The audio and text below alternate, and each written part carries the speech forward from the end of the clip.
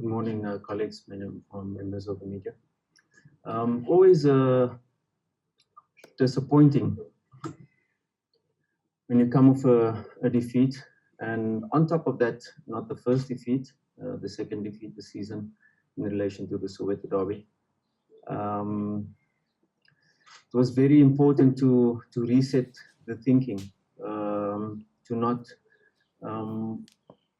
lay too much in the disappointment of the derby, but immediately look forward. And what is facing us is a team in form, Marumo Gallants, a good footballing team, a team that you have to respect on all fronts, to refocus, to re-energize, to get the thinking of the players clear, just in relation to what task lay ahead, and the one goal, of course, to progress to the next round. Okay, we'll start with just a note. We have members of the media that are at the training venue for Orlando Pirates, as well as those on the Zoom platform. So we'll interchange in between both in terms of questions. So we'll start with Timba Shabalala, that is joined us here at training. Timba? Coach, I just wanted to find out from you, Coach, coming from a match like that, like the Soweto Derby, I'm just going to put it in a township lane and say the way in this that one game that we're not supposed to have.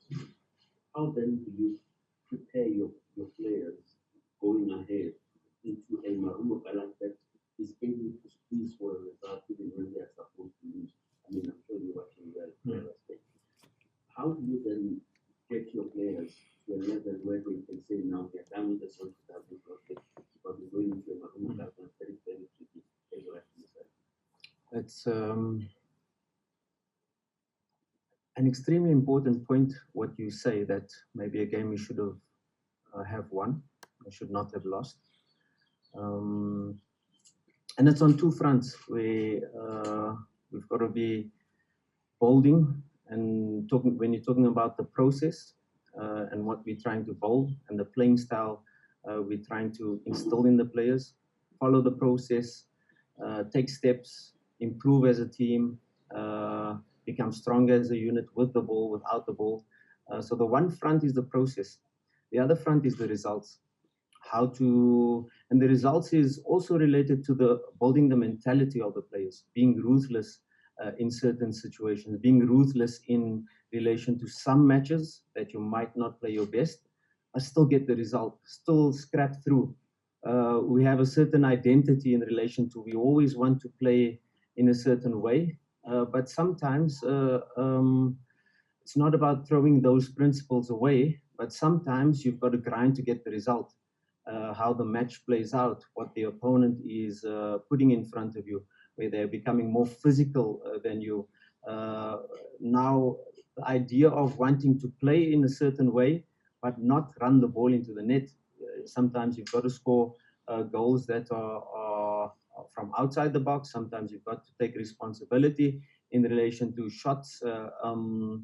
Sometimes you've got to pass to the teammate that's in a better position. So these decision-making elements are part of it, but this ruthless mentality to win matches. There are matches we see other teams that are coming back from the break, 4 wins in a row, but not playing well at all. But that is the mentality shift that those teams have, and that is what we're trying to build on different levels. The one front is the process. It's what we're trying to build, not only for now, but for the future, but at the same time trying to get results within that process.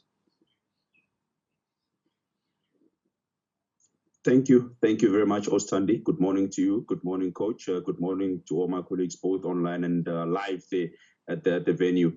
Coach, did you think is it a bit easier for you to prepare for a side that you can easily access their tapes? I mean, the Marumo Gallants, they're playing the top division with you guys. Is it much more easier to prepare against them than Tai somewhere down in the Eastern Cape? And secondly, Coach, I've observed over the last couple of weeks, Teminko Silach has not been finishing football matches. What is the reason thereof? Is it fitness? Is it not doing what you guys want from him? Why exactly is Lodge not finishing games over the last couple of weeks? Thank you.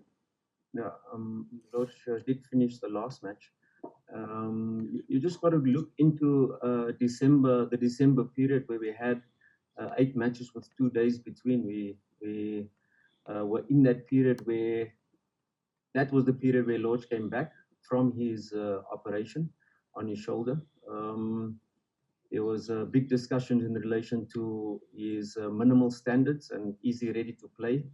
And with 2 matches every day, there were no friendly matches. So you pass your minimal standards, you're ready now to start playing competitive matches. So ideally, you'd want him to play at least 45 minutes before you start integrating him into the squad. And we had that game where it was Amazulu. We went slightly ahead of schedule, where we put him in the last 10 minutes. Okay, he's not going to be able to play a friendly match. There are no friendly matches scheduled within that time. So we took the risk in bringing him in slightly too early in December. But it paid off. Within that 10 minutes, he created 4 clear-cut opportunities, could have scored himself right at the death. So the huge impact that already he made within the team, and then playing coming back, having then a 4-week preparation time, not your normal 6-week preparation time, what is normal for preseason. And then being thrown in 90 minutes. There were some matches where we took him off early, the last 10 minutes against Golden Arrows. We rested him for that moment. And of course, you saw with the Cape Town City match, we had a slight hamstring niggle. So that when there is a muscle injury, that is certainly the body indicating, hey, that the load is a little bit too much. So we have to be clear in how we handle him. We have this before our CAF match, Leopards, where we have this program of 3 weeks, 21 days, 7 matches. So every 3 days a match. So we have to be clear in relation to how we manage not only him, but the entire squad. Is not yet, if you look at the data in relation to last season, in relation to the season before, certain KPIs is not yet reaching that level, but it will come with time. We have to support not only him, but the entire group and manage the group well, that you get the best team on the pitch at all times, not necessarily the best players on the pitch. And is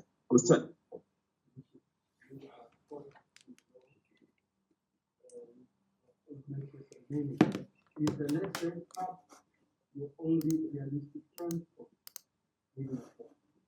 No. If you say locally, because we have the 3 competitions that we heavily involved in, the CAF Confederations Cup, playing Leopards on Sunday. The Nedbank Cup, of course, is the next priority. So for us, in our way we prepare matches, is the next match is the most important match. So it has been unfortunate that you win 4 matches in a row and it's not 4 league matches in a row. So you win a Nedbank Cup, you beat Amazulu, you play the next match, you beat Sahura at home, and then the next match is a league match, you draw. So that consistency is what we've got to try to create, not only win 4 matches in a row, but extend that to 7 matches, 8 matches, 9 matches in a row. And then of that 9 matches, maybe 3 of them will be a league encounter. So you get your 3 wins in a row. You know, in the PSL, if you win 3 matches in a row, immediately you jump teams, you leapfrog teams that are the points difference are so close. So that is what we're trying to do, juggle the competitions, but take it in a way that the next match is the most important match. And every match remaining for the rest of the season, whether it's league, whether it's Nedbank, whether it's CAF, we play to win.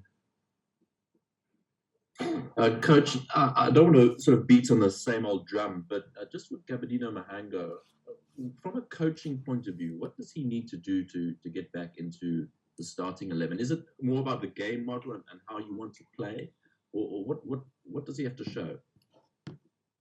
No, I don't think it's fair to talk about Gabadinho Mahango again in relation to our strikers. And you talk about Radiopani, Mabasa, Gabadinho Mahango, Tukamanja, Lepasa, and Pepper. At the moment, Pepper has scored in the last match, and it's healthy competition. Lepasa is, whenever he's come on, he's done well. Jukamanja, in the last second of the derby, should have scored the goal in that moment. Gabadinho, Mahango, Mabasa, Radiopani are working extremely hard to push, get themselves not only into the team but into the starting lineup. And like I said last week, it's us coaches to try to find a way.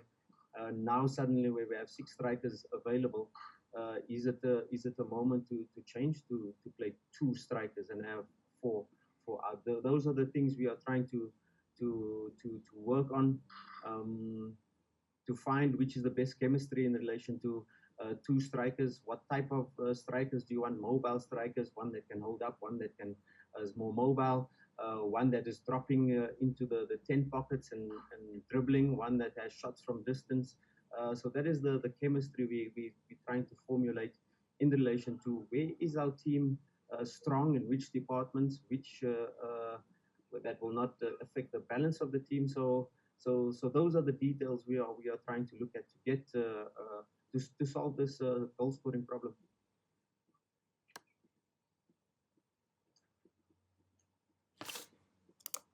Morning, everyone. Coach, what have you made of your opponents under the leadership of Dan Malesela? What do you expect from them? Thank you. Yeah, a typical transformation from the way Marumo Gallants. I think they had the players that suits the coach, and Londlo, Ngema, Miguel Tim. Just if you talk about the 3 in the midfield, being able to rotate, being able to pass the ball and move, a fantastic rotation within that midfield, deep runs from the midfield area. They're on a fantastic run, and they have got a clear playing identity. It's something that resonates with us as well, with slight differences in relation to our intensity we play it and their intensity we play it, the pace, the speed. But a fantastic job what he's done so far, and you can only admire and see a coach's personality, whichever team a coach comes through within the team. And we know we're going to face a tough opponent. It's not a team that really has too much shots on goal for them. So they prefer possession and creating the perfect opportunity. So not a lot of shots against you. Maybe we will face. That has been one of our strong points, not receiving too many shots on target from the opponent. So with Marumo Gallants as well, with their possession-based style, it's about us, how we can implement our style, knowing their weaknesses as well, but a compliment to their form and their coach, what he's done so far. What are the positives that you take? These are conspiracy after the Maxwell Amado from the Daily Sun newspaper. What are the positives that you take from the derby and what?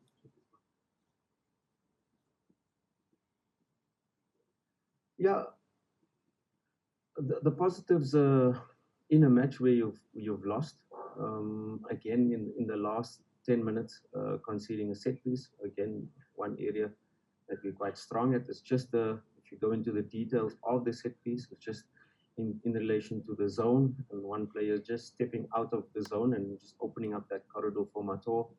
There are lots of positives. The first 15 minutes, not the best in relation to our ball progression beyond their block in midfield.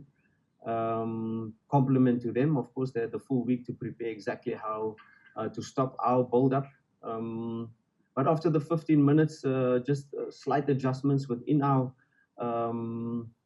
build-up strategy, we were able to come through. We were able to then exert ourselves on Kaizer Chiefs. They were then on the back foot. They were then trying to hold on.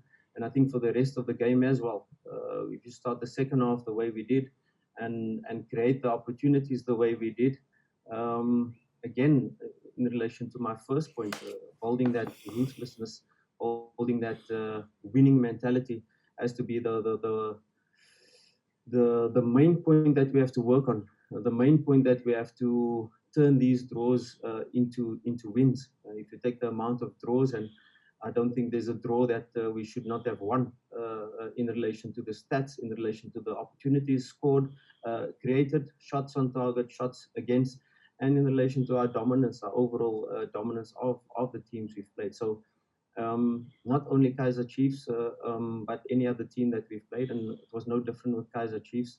In relation to our expected goals, we were way above.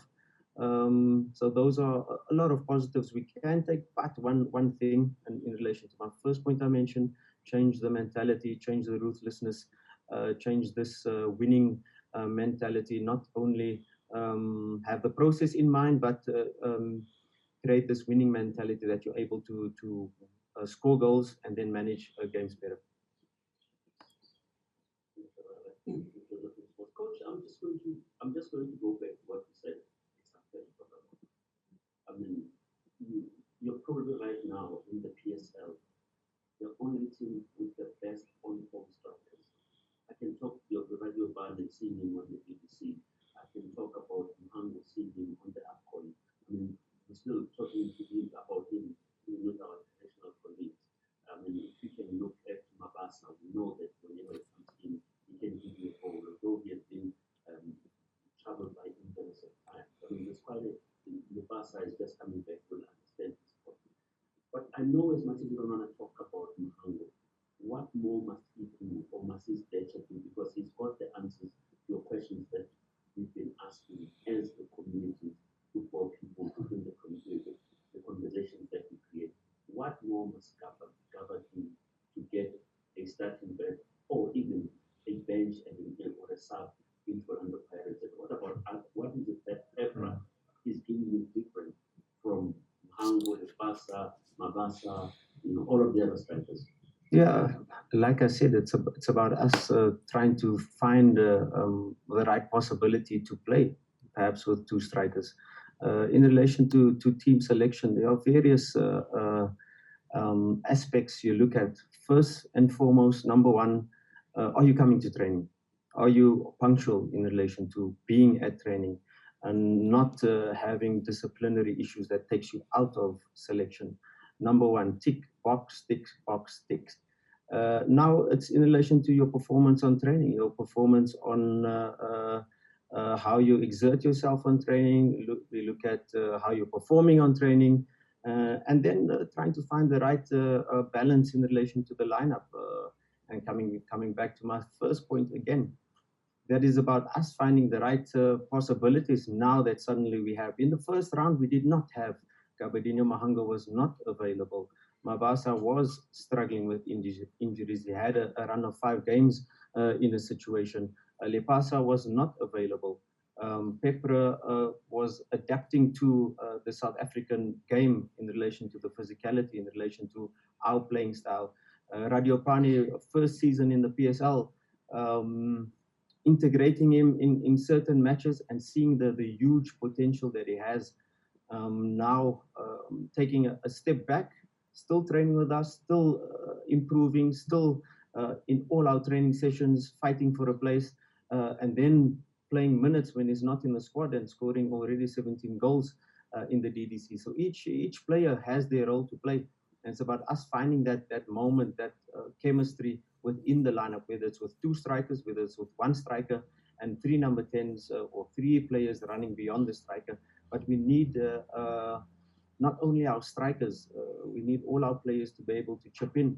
Like I said last week, we have our top goal scorer at the moment, Shandu, with 6 goals in all competitions. Pato contributing on the other side. Pepper, who scored now in the last match as well, also on 6 goals.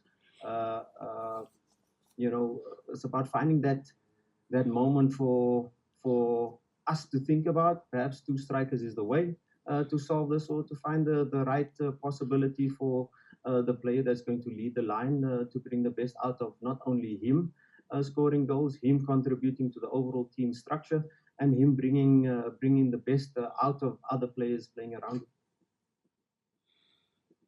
Good morning, Coach. Good morning, colleagues. Coach, thank you very much for being honest. To at least this time, from me, you'll never get any question about Mhango, because you've already indicated to us that there are a number of things that are contributing discipline, coming early, coming late. Thank you for that. Coach, don't you think that this Nedbank Cup and position 2, because you know what, I'm sure you agree with me, position 1 is out of your reality now as Orlando Pirates. Position number 2 and Nedbank could be used as a motivation enough for the players to fight for this, because Orlando Pirates is a big batch. So at the end of the season, they must be able to point out something that Pirates has collected. Thank you, Coach. Yeah, I said it earlier on in relation to every game being the most important. But if you win all your matches in the league, and that is what we're aiming for, you still have to rely on other results. How it is at the moment. Nedbank Cup, you win all the matches in the Nedbank Cup.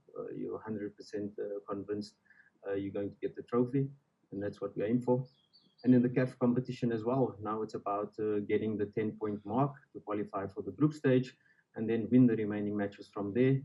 You guarantee the CAF Confederations Cup trophy, and that is what we as Orlando Pirates are fighting for on all fronts.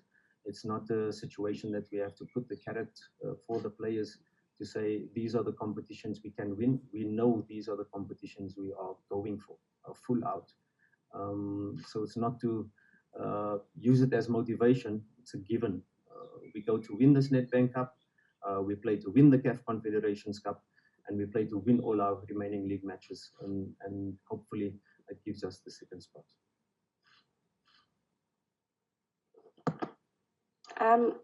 Good morning, Coach. Good morning, everyone.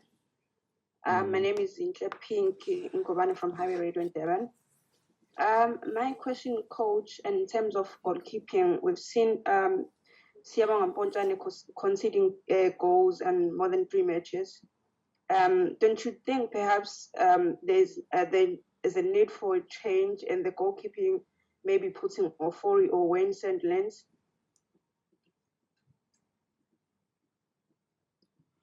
Yeah, it's exactly the same like the striker question, the goalkeeper department as well. Mpontshane has done extremely well, especially while we're in crisis, not having goalkeepers available, Wayne being injured, not having a preparation time in the beginning of Fori with his shoulder operation. And now we're sitting last week. We were hoping Ofori was available for the Cape Town City match, not. Then it was the question, of course, Ofori being available, having 2 training sessions before the derby. Is it too soon? Is it not? But that competition is there. You have to look at the status of Ofori, how he's training, how he's looking, how many friendly matches he's had. He's passed his minimal standards. He's done the rehabilitation plan. And now it's competition. Wayne Sandilands as well available over the last matches, and all 3 are competing for that spot. Mpontshane at the moment, as you know, has been doing consistently well. If you take the entire season, how he's performed, it's our strong point. Not conceding many goals, not conceding many shots against.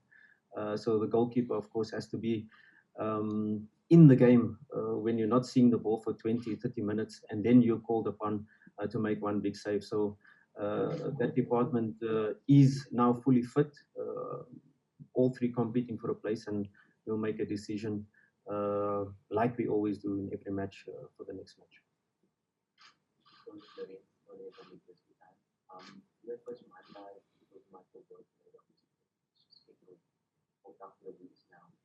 Obviously, with the squad that you have, you for consistency and the consistency of the squad. How much does that affect you, and how capable are you to replace the squad now with this Nedbank Cup and then going into the CAF and then going back into the league? Obviously, a lot of players are play as well. So, what's the situation with the technical team? Yeah, I think that's an important point. you don't want to change. Our principles in our playing style does not change, whether we play 3 defense line, 4 defense line, 2 strikers, 1 striker. It does not change. In relation to keeping a consistent lineup, of course, you'd want that. Where you build that non-verbal communication between the players. I'm coming short, I'm making the run in behind.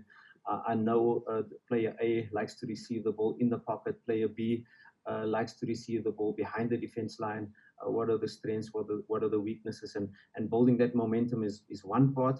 A small example in relation to that is, and my statement earlier, the next match being the most important match, Cape Town City, a match coming up.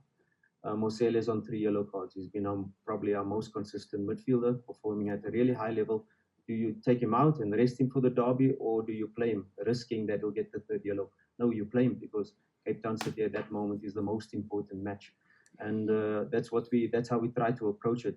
Try to put the best team on the pitch in every game. Hopefully, it's a team that you do not have to rotate, but in details we look at the fitness data after every match to see the weekly load of the players, to see what they've done previously, how they've trained previously, and are they at injury risk. And then we have to make those decisions in relation to can they play this 3rd match in the week, or do they start, and once the game is settled, do we take them off, like the Royal Leopard match? We made 4 consecutive substitutes to rest some players. So those are the key decisions that we always have to make. Ideally, you want to play the same lineup, same team, build momentum, go on a run, and keep it that way. But performance plays a part, fitness aspect plays a part. Playing so many matches, you can't ignore when a player in the training session is performing at a high level and the player performing in his position is not. Immediately you have to look and make the change if needed. So those are all the aspects that you have to look at in relation to managing the squad. We have a big squad, and now that everybody's available except Vincent Pule, Makubela with a slight injury, to find that balance between keeping consistency but also having a fresh team that is able to perform at a high intensity. If you look at the Kaizer Chiefs game, they had a full week to prepare. You look at the fitness, you just look at one aspect. You look at our data afterwards. Yes, Kaizer Chiefs, you don't know. Their coach was alluding to the soft tissue injuries, that players coming on, players going off, and our players were quite consistent to be able to play at that high intensity for the entire 90 minutes, and that is a credit to the medical and fitness department to have our team prepared. There is a situation, and we had it in December, where you're playing these 3 matches a week. By the 3rd match, the 4th match, and the player goes through that rhythm of playing the 3rd, 4th, 5th match, their bodies adapt and they're able to consistently play at that level. Now it was a period, you saw at the Leopards match, the first 20 minutes after our travels to Libya. You saw it in the first 15 minutes of Kaizer Chiefs, and hopefully the 3rd match, 4th match will go through that period and we're able to perform at a consistent level, fitness-wise, for 90 minutes. Hi, Fadlu. Baden from Kickoff. Just going or staying on the Chiefs game, do you think for the modern footballer, losing a Soweto Derby hurts the same way as it did in previous years? And also maybe taking into account lockdown and playing matches behind closed doors maybe impacts this? I think there's 2 fronts on this issue. Number one, maybe not having the supporters in the stadium is slightly different, than having a full stadium. So that's one part, and the other part is, like you're alluding to, is the social media effect. Losing.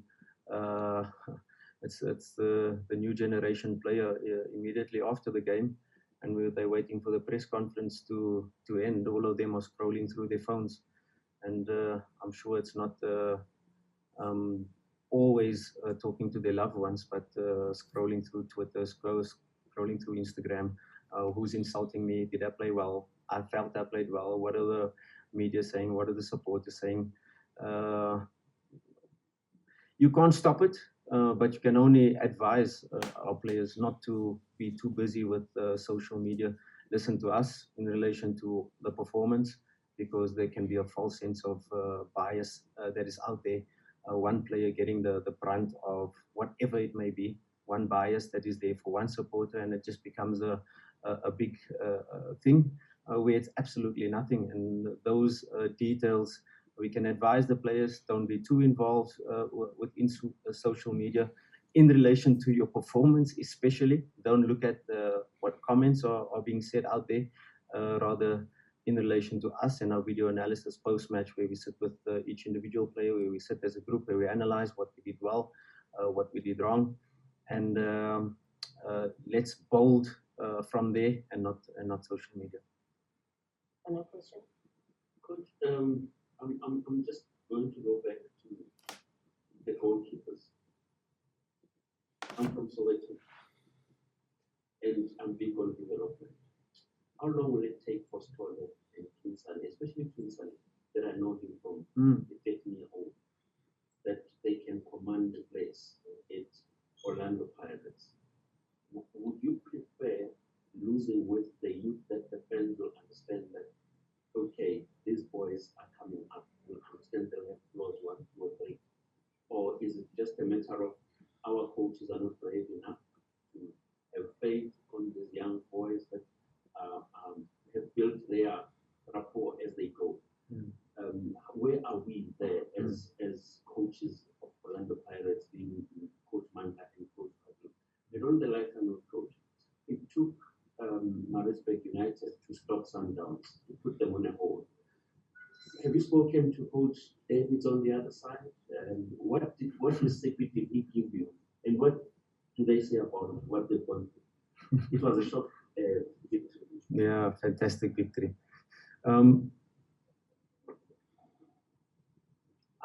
I come back to my initial statement about process, building the team, ticking the box in relation to how is the player, how does he handle himself within the group, what is he on time, does he have discipline issues, what is his whole profile as not only a player, human being, do you see him in that regard as a future of the club? So at this moment, you're building not only for the process, long term, for next season, for the seasons to come, but also getting results now. And that balance is important. But coming back to the development of these two goalkeepers, we're really blessed to have both of them. We had a Kopano at the moment is injured. He will undergo his 4-week rehabilitation plan to strengthen some deficits to help him in the long term. He has played in the first round more matches than Ayanda. Ayanda has really shown maturity and a huge growth in the 6 months working under our new goalkeeper coach, and he's taken huge steps to be very close to the first team in that regard. So both of them took those steps. Kopano, unfortunately, at the moment is injured, but not afraid, us as coaches, to give the youth an opportunity and play in. And whether it's a Soweto Derby, whether it's a game against Sundowns, whether it's CAF Confederations Cup, that's why both of them are registered for CAF as well. Both of them taking fantastic steps in relation to their development and are definitely future goalkeepers of Orlando Pirates. It's about us finding the right moment. It's about us not throwing them into the deep end where they're not able to handle it, and then you take 5 steps back in terms of their development. It's finding that right moment, that right balance, and at the moment, both of them are. What helps in this regard that they are in a similar age group, similar age bracket, so they are not only competition in terms of with Wayne Sandilands, Ponchani and Ofori, 3 experienced goalkeepers that they can learn of every day. They can compete against them, number one, but also they can compete against each other. also they can look at, hey, I'm the next one. I'm number 4. No, I'm number 4. So that is fantastic in relation to having them both performing extremely well in the DDC now, and the DDC results have spoken for themselves, and both of them taking steps in their development, and definitely both of them have a very bright future.